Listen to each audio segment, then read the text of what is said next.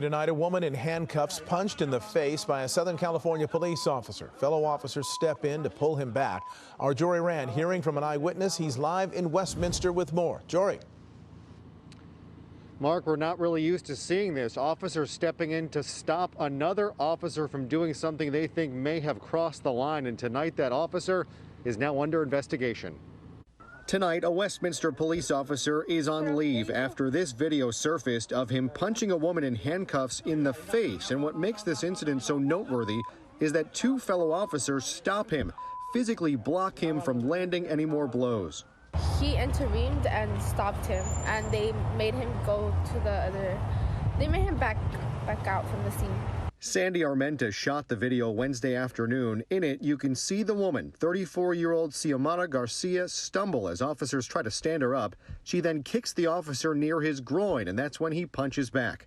Her brother tells us she suffers from mental illness. You know, she has schizophrenia, and she's bipolar, or at least one of the cops did. Police were first called after Garcia was accused of assaulting a woman in the street. Her own brother then basically making the police's case for them. When we opened the door, they're trying to put handcuffs on her, and she was resisting. They're walking her out, and when we got out of the walkway, that's when she started kicking their shins, and that's when they threw her to the plants. Doorbell video caught officers picking Garcia back up out of the flower bed and walking her towards the street. This isn't her first run-in with police. Back to her brother for the history. I guess she assaulted another Asian lady, but they're trying to make her apologize because they know she has mental disorders. And that time, I guess she assaulted the cops too, right here in the front. This rare instance of officers restraining one of their own comes just days after a Minnesota jury convicted former officer Derek Chauvin in the murder of George Floyd.